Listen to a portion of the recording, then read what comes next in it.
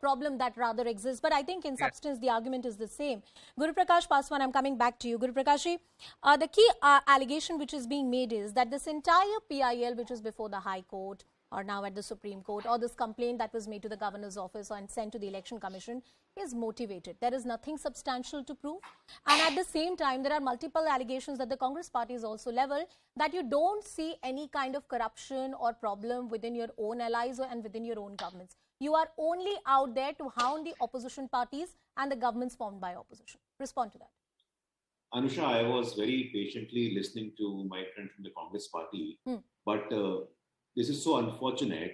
If there is a judgment in the Supreme Court against you, you raise question mark on the credibility of the Supreme Court. If there is something that the Election Commission of India is saying it goes against you, you're raising question mark on the Election Commission of India.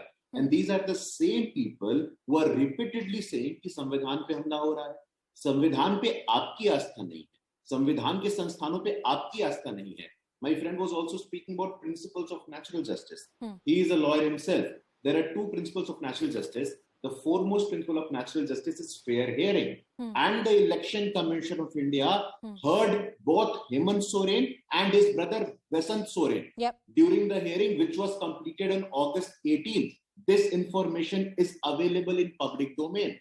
Whatever is in the fate of the sealed envelope which we have seen, but this is so unfortunate. For the sake of politics, राजनीति करिए, लेकिन राजनीति करने के लिए देश के संविधान पे प्रश्न चिन्ह खड़ा करना बंद करिए. अगर आप संविधान का अपमान करते हैं तो संविधान निर्माताओं का अपमान करते हैं, जवाहरलाल नेहरू का अपमान करते हैं, बाबा साहेब अम्बेडकर का अपमान करते हैं. Arshpreet, respond to that. And that's a fair point. If there are technical or institutional problems in the manner in which Election Commission functions and the relationship between multiple institutions, that must have worked to the benefit of the Congress party as well. Are you saying you benefited from the procedural lapses of these institutions? And if you didn't, then no other party is benefiting. You can't have it both ways, can you?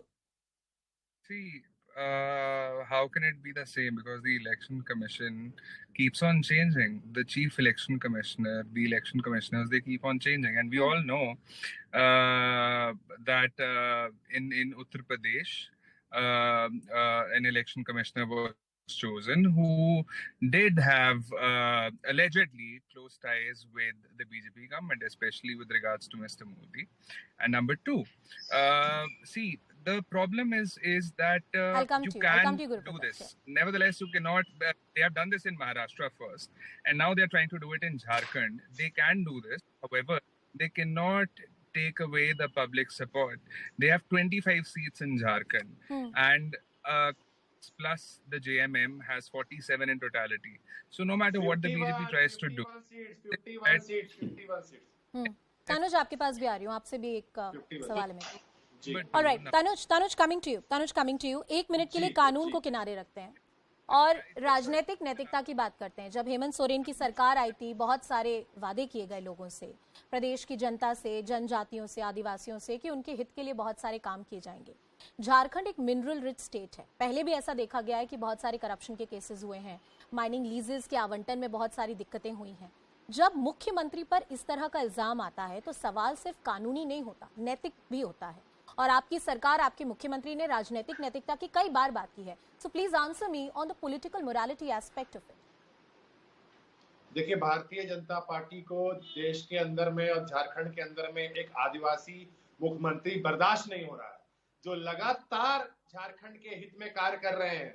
आज कल जिस दिन इन्होंने आरोप लगाने का काम किया, इनके सांसदों ने, इनके विधायकों ने, उस दिन झारखंड के बच्चे इंग्लैंड में जाकर के यहाँ के आदिवासी बच्चे, अल्पसंख्यक बच्चे, पिछड़े बच्चे, तमाम जो बच्चे हैं, छात्र हैं, वो इंग्लैंड में जाकर के पढ़ाई करने का काम कर रहे थे. उनको भेज रहे थे माननीय मुख्यमंत्री हेमंत सोरेन जी, जिस दिन ये आरोप लगा रहे थे. और आज जिस दिन 12 बजे से ये टीवी चैनलों पर या कहे कि अपने ट्विटर अकाउंट पर या सब जगह पर ये जो इन्होंने जो गंदगी मचाई हुई थी, उस वक्त पुलिसकर्मी जिनको लगातार इन्होंने लाठियां बरसाने का काम किया झारखंड के अंदर में, वो अबीर और गुलाल से माननीय मुख्यमंत्री हेमंत सोरेन जी के आवास में उनको गले लगा रहे थे. तो ये विकास है हेमंत सोरेन जी का, ये संदेश है.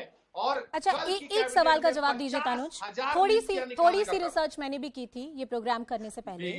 2021 में इस लीज को रिन्यू किया गया था. ये जो स्टोन ये जो स्टोन माइनिंग की ये जो लीज है, आप पिछले 10 साल से थी, 2008 से, और 21 में इसको रिन्यू किया गया था।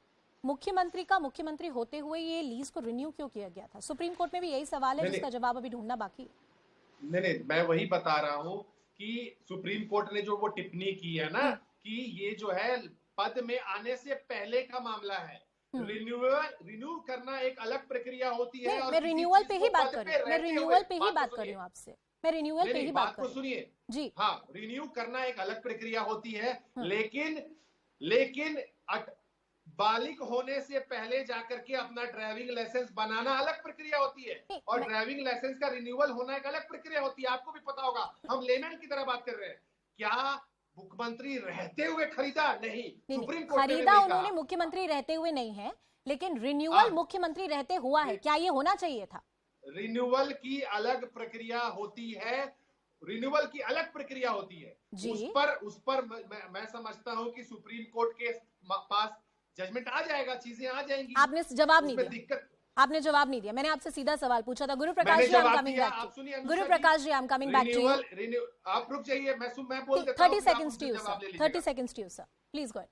ठीक है, रिन्यूअल एक अलग प्रक्रिया होती है। यहाँ पे ये सवाल उठा रहे हैं कि मुख्यमंत्री रहते खरीद लिया, मुख्यमंत्री रहते जमीन नहीं। मैं तो आपसे बोल रही हूँ कि अगर आप मुख्यमंत्री हैं तो आपको रिन्यू भी नहीं करवाना चाहिए था ना, क्योंकि डायरेक्ट कॉन्फ्लिक्ट ऑफ इंटरेस्ट है। तो उस पर ये भी सामने बात बोलिए ना कि वो सरेंडर किया गया है, ये क्यों नहीं बता रहे? अरे लेकिन पहले बिल्कुल, मैंने तो शो के दौरान बोला भी कि सरेंडर किया गया, लेकिन मैं आपसे पूछ रही हूँ कि रिन्यू किया क्यों, कि आपको सरेंडर करना पड़ा? नहीं, अभी जो स्थिति है, अभी आपके चैनल पे कुछ लोग कह रहे थे कि फ्यूचर में प्रॉफिट होगा। अरे किस तरीके की? नहीं, वो एक कानूनी, मैं समय कम है, मुझे गुरु प्रकाश को भी समय देना है। गुरु प्रकाश जी, there have been multiple things that have been said about the BJP and the manner in which election commission is functioning, and not to forget that even the governor's office, which is a high constitutional office, has been under the scanner, has been under controversy in multiple states across the country. I'm sure you have a lot of points to respond on to the Congress and JMM. Please go ahead. Anusha, thank you so much. You have organized a very meaningful debate on this issue. And as far as we are concerned, there is a consensus on a couple of things. That mine belongs to the Chief Minister of Jharkhand.